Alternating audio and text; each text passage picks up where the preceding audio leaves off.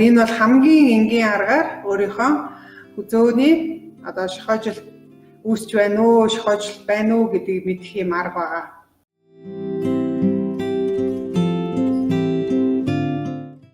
За сайн байна уу? За өнөөдрийн сэдв маань бид нар ямар сэдв сонгоцсон байгаа вэ гэхээр тэгээд хүзүү нурууны шохойжил гэсэн энэ сэдвийг олонхын саналаар өнөөдөр сонгогдсон байгаа. За тэр талаараа ингээд бүгдээрээ ярив. Тэгэхээр би яриагаа эхлэхээс өмнө та бүхнээс нэг жижигхэн нэг юм биеийн тест авъя. За та нар одоо яг намайг үзэж сууж байгаа, зарим нь хөвтөж байгаа. За ямар ч юм босоод сандал дээрээ суучих. Тэгээд сууж агаад толгойгоо баруун тишээгээ, зүүн тишээгээ аль хүрч чадах тэр цэг рүү хүртэл нэргүүлээрэй. За ингээд нэг эргүүлээд үзье. Нөгөө тишээгээ. За ингээд үз. За үзсэн үү? За ингээд ямар нэгэн зовир танд байна уу? Хүзүүнд одоо тутуу эргэж байгаа ч юм уу, эсвэл эргүүлж байгаа үед ямар нэг гацж байгаа ч юм уу, эсвэл нэг хэвэн биш байгаа тийм зүйл ажиглагдав. Танд ямар нэгэн хүзүүнд зовир илэрсэн үү гэж. За тэгэхээр хүзүү нурууны нуглам, за тэр нугламын хоорондох жиргэвчэнд ямар нэг асуудалгүй. Эрүүл хүний хувьд бол саяны энэ хөдөлгөөнийг хийхэд ямар ч түүрдэх юм байхгүй, хүндүрлэх, зовирлох юм байхгүй байх ёстой.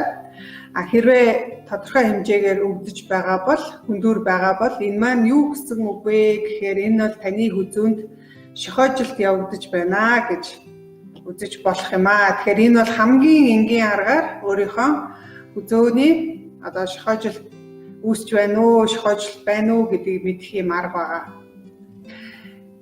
За тэгэхээр нийт дэлхий дээр амьдарч байгаа 40-оос дээш насны ийм хүмүүсийн дунд яг энэ хүзүү нурууны шохойжилт гэсэн энэ асуудал 80% нээдэг гэж байна. Өөрөөр хэлбэл 5 хүн тутмын 4-т нь ямар нэгэн байдлаар хүзүүний эсвэл нурууны ийм шохойжилт гэсэн ийм завир бол шинж тэмдэг илэрдэм байна. Тэгэхээр энэ бол маш өргөн сэдв байна тийм. За ер нь бол тэгэл 40-оос дээш насныхан толгой дараалаад бараг бүгдээрээ ийм хүзүү нурууны асуудалтай болдог байх нэ. За тэгэхээр хүний биеийг ингээд босоод инглихт барьж байдаг, хөдөлгөөн хийхэд маань тусалж яадаг хамгийн чухал энэ хэсэг бол бидний хүзүү баган нуруу байгаа. Тэгэхээр энэ хүзүү баган нурууны эрүүл мэндийн асуудал гэдэг маань тэр чигээрээ ерөөсөө хүний өөрийнх нь эрүүл мэндийн асуудалтай холбогддог байгаа. За тэгэхээр монголчууд ч мөн адилхан энэ хүзүү нурууны асуудал бол их байдаг. За тэгэхээр энэ онцлогдож байгаа гол онш нь юу гэж явдаг вэ гэхээр остеохондроз гэж явдаг. За тэгэхээр остеохондроз гэдэг үгнээс нэглээд бүгдээрээ мэдээ. Тэгэхээр энэ эрүүл мэндийн боловсрал олгох гэж байгаа гэдэг үгнээс бид нар бол ер нь ямар эмч болох гэж байгаа биш. Гэхдээ хүн болгонд нуруу хүзүү байгаа учраас өөрийнхөө эрхтний талаар мэдж явах үднээс хэлье. Тэгэхээр остео гэдэг үг маань өөрөө яс гэсэн утгатай үг юм байна. Хондор гэдэг маань өөрөө мөгөөрс гэсэн утгатай юм байна. Тэгэхээр остеохондроз гэдэг маань өөрөө өвчний нэр. Тэгэхээр остеохондроз гэдэг маань яс мөгөөрсний эмгэг байдаг байх нэ. За тэгэхээр остеохондроз маань бид нар яг юг олох уу гэхээр бидний нурууны нуглам яс. Тэгэхээр энэ нуглам ясны хооронд байрладаг амортизаторын үүргийг гүйцэтгэдэг. Өөрөөр хэлбэл жиргэвч болж байдаг. Тэнд одоо хамаг ачааллыг өөр дээрээ үүрч байдаг тийм мөгөөрсөн эд байгаа. Тэгэхээр энэ мөгөөрсөн эд маань гэмтээд цуурах, урагдах, хатуурах, шохоожих, ясчих гэсэн ийм эмгэгүүд үүсэж байгаа. Энэ эмгэгээ бид нэр остеохондроз гэж нэрлэдэг байна. Тэгэхээр энийг бол ерөнхийдөө яс мөгөөрсний эмгэг гэж ойлгож болох нэ, хүзүүний. За хүний баган нуруу. За би энэ зурган дээр харуулъя. Хүний баган нуруу. Тэгэхээр баган нуруу маань ингээд 24 ийм нугламаас бүрдэж байгаа. Энэ 24 ширхэг нуглам маань өөртөө ийм дундаа цагираг ийм хэлбэрийн одоо юутай мөгөөрс жиргэвчин мөгөөрстэй байдаг. За тэгэхээр энэ мөгөөрс нь болохоор ерөнхийдөө дээрэс нь зургийг харах юм бол за энэ зурган дээр жишээ нь бидний 3 нуглам яс харагдчихэ. Нурууны 3 юм нуглам яс. Энэ нурууны 3 нуглам ясны дунд талд нь ийм жиргэвч байгаа. Энийг бид нэр диск буюу нурууны диск буюу жиргэвч гэж хэлж байгаа. За энэ жиргэвчийг хэрвээ бид нэр дээд талаас нь ингээд харах юм бол энэ дээд талаас нь харах юм бол нэг ийм захаараа ийм хүрээтэй голдоо ийм шингэнтэй ийм ид байх нь тийм ээ. За энэ жиргэвч маань. За тэгэхээр энэ хүний 24 нуглам ясыгаа бид нар үндсэндээ 3 хэсэгт хуваачиж байгаа. Хүзүүний 7 нуглам. За тэгээ энэ аман хүзүү, хатан хүзүүгээд C1-ээс ахуулаад C7 хүртэл энэ 7 нуглам хүний хүзүүнд байрлаж байгаа. За тэгээд энэ цээжний энэ сэр нурууны хэсгийн 12 ийм нуглам байгаа. За тэгээд энэ ууц нурууны 5 нуглам гэдэг. Ингээд нийтдээ хүний биед 24 ширхэг нуглам байгаа. Тэгэхээр энэ нуглам болгоны дунд талд нь юу байрлалгүй гэхээр энэ диск байрлаж байгаа. Тэгэхээр энэ диск маань гол нь ямар үүрэгтэй вэ гэхээр хүний хөдөлгөөн хийх үед нуглам гэдэг маань өөрөө яс шүү дээ. Тэгэхээр ясыг хооронд нь хүргэлцүүлэхгүй байлгах үүднээс дунд нь ингэж тусгаарлаж өгж байгаа. Дээр нь хүн өсрөх ч юм уу эсвэл хүнд юм өргөх зэрэг тэр ачааллыг нь даралтыг нь өөр дээрээ аваад одоо шахагдаад баг зэрэг ингэж одоо хавчигдаад тэр ачааллын амортизаторын үүргийг гүйцэтгэж ингэж шахагдаад буцаад одоо ачаалал хэвийн болох үед бол ингэж буцаад хэвийн байдалтай ордог ийм хэсэг байгаа. Тэгэхээр мөгөөрс маань түрүү хэлсэн тийм ээ. Яг юм цул мөгөөрс биш. Зах хүрээ нь болохоор ингээд одоо тойрог хүрээ нь болохоор тийм мөгөөрсөн ширхэглэхтэй идүүдээс тогтсон. Голдоо болохоор тийм царцаамаг хэлбэрийн шингэнээс тогтсон байдаг. За тэр шингэнийх нь ихэнх хэсэг нь буюу 84% нь болохоор одоо ус байдаг гэж. Өөрөөр хэлбэл бидний мөгөөрсний төв хэсэгт байрлаж байгаа тэр одоо цэлцэгнүүр шиг царцаамаг хэлбэрийн тийм царцаамаг төстэй шингэн байгаа. Тэр шингэнийх нь 84% нь болохоор уснаас тогтдог хэмжээний усыг бол агуулдаг ийм мөгөөрс бол байдаг байх нэ.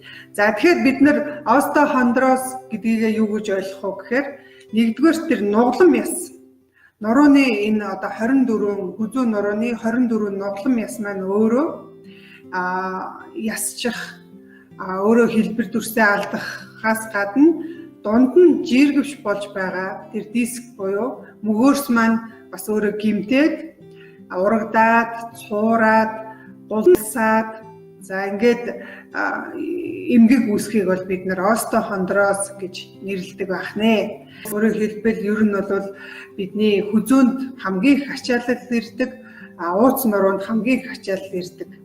За яагаад гэхээр хүн яг ихцгэн ингээд байрлаж байгаа үед өөрөөр хэлбэл нуруу яг юм босоо тэмдэглэхийн дагуу юм ихц шулуун байрлаж байгаа үед бол хүний толгойн жин 5 кг орчмын жингээр хүзүүнд ачаалал өгдөг байна. Хүзүү болоод хүзүүний нуглам, хүзүүний одоо тэр жиргэвчэнд ачаалал өгдөг.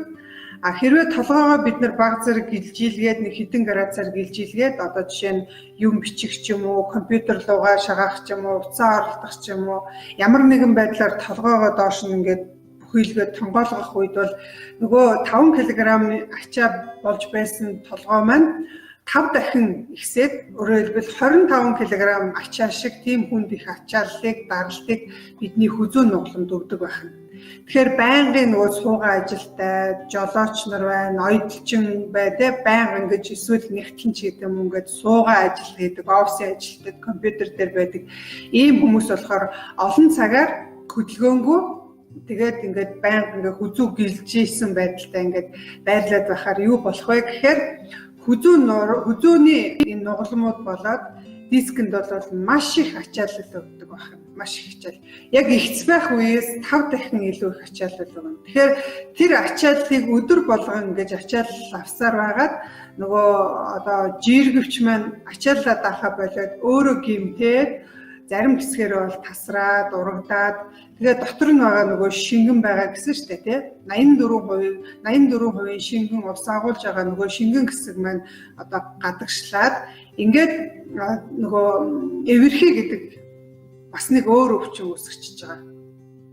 Тэгэхээр остеохондроз маань хүндрээд ирэхээр эвэрхий. Тэгэхээр эвэрхий болоод ирэхээр нөгөө мөгөөрсөн эд маань энэ бидний баган нуруу гэж ингээд үзэх юм бол баган нурууны чинь хойд хэсгээрээ энэ нугас явж байгаа. Тэгэхээр энэ нугасаа одоо нугас дээрээс харах юм бол нугас маань энэ харагдчихэв.